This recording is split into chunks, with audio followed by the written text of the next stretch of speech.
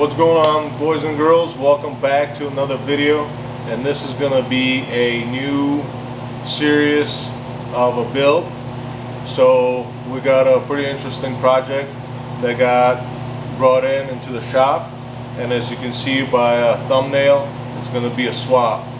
So we've been doing some research on the swap, and so far we haven't found really any information online if anybody's done it before or not. So for us, it's going to be first attempt, and we're pretty excited about it. It's going to be challenging. As you can see behind me is a 2012 Hyundai Genesis, and on my right side there's a 2016 Charger SCATPACK 392 HEMI, and the customer would like to swap the engine into the Genesis. Originally he purchased this vehicle right here with the blown engine, and this thing was actually making about 500 horsepower, but the guy ended up blowing the motor, so you got it for a very good deal. And this thing got into a fender bender, so you end up purchasing this from an auction, and he also got a pretty decent deal. This thing's only got 30,000 miles on it, and it's still fully drivable car, even though the bumper's off and the headlight's out. I'm going to show you that in a little bit. But what he wants to do is swap the motor into the Genesis, so that's what we're going to do on this series. So let me walk you around these cars and just talk about our game plan and how we're going to tackle this. Alright, we're going to start with the Genesis first.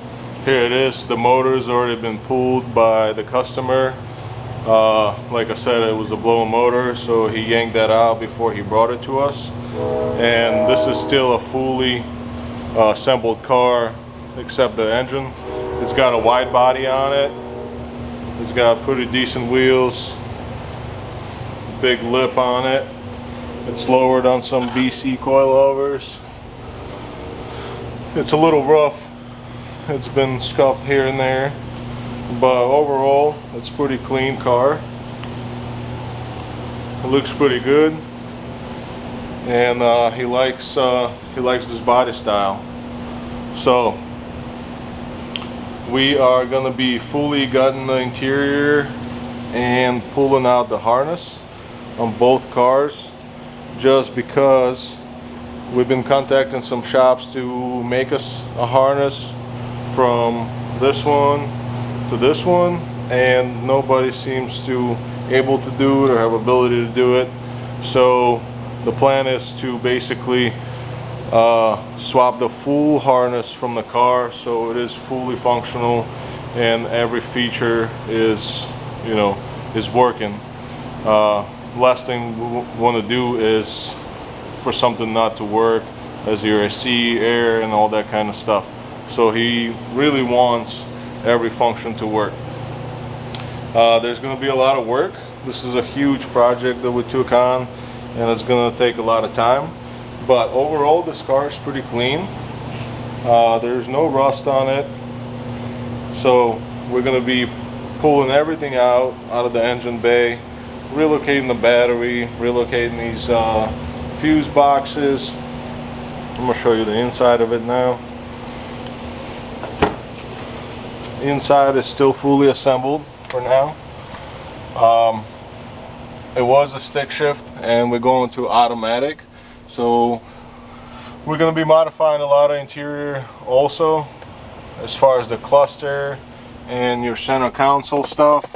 Most of this is going to get pulled out and probably be custom fitted from the other car.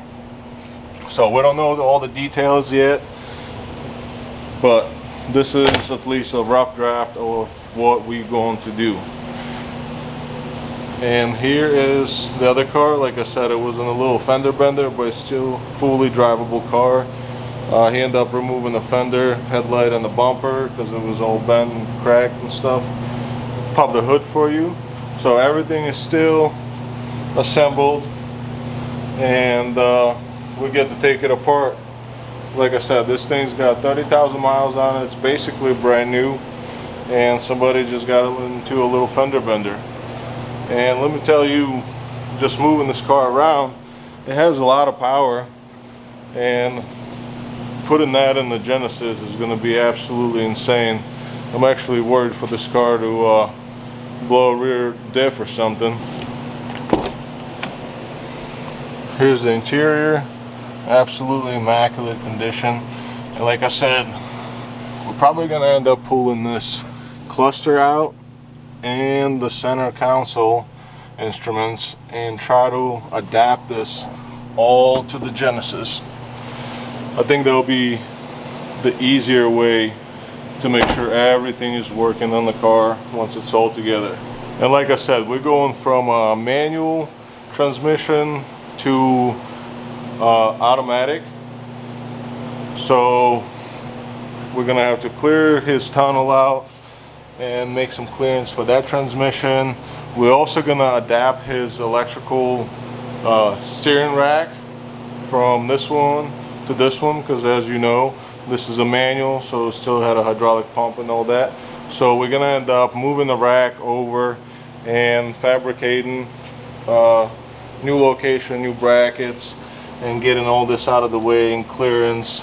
So there's going to be a lot of work over here in the front end, drive shaft, custom drive shaft, all kinds of stuff, guys. So we're pretty excited. If you guys know some information, or you guys seen it before or done it before, please share it, because it'll help us out just to get an idea or whatnot. But this is going to be huge, and I cannot wait to get this done, because that car is going to be absolutely insane once it's all put together, and power is going to be crazy. And we don't know all the details yet, so we're going to learn as we go.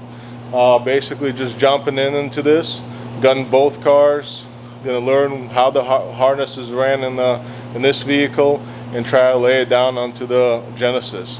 So in the next few videos, you're just going to see us gutting this out and you know, jumping right into it. So I hope you guys are excited as we are for this build, and definitely tune in and check it out. And if you guys haven't seen, there's a lot of other stuff going on. As you know, we still got our shop car, the 350Z with LS. There's a tons of parts here for it that we gotta, you know, start working on this. There's my 2JZ 350Z swap.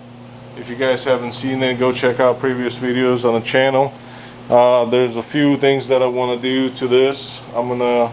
Finally I'm gonna get the AC adapted to it, so it's gonna have AC, and then I gotta get a different fitting over here, because this thing is too short, and when it flexes it basically breaks these hoses and it starts leaking onto the alternator right down below.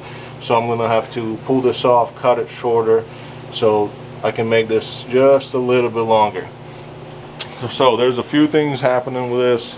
There's a whole build series on this one, and now we got these two. And also, if you watched the previous video with Jake's 95 GMC, that one is going to get built too. So big turbo, drivetrain, all kinds of stuff. But that's going to be later down the road. So if you guys are interested in all these builds, please follow and subscribe to the channel. Hit that notification button every time we post a new video. As I talked before, a little update for the shop. I told you we're going to get an air compressor. I know we haven't said much about it, but when we're moving out of the old shop, the air compressor got stolen because we left it there for a little while.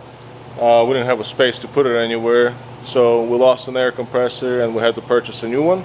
And let me check this thing out. This thing's huge.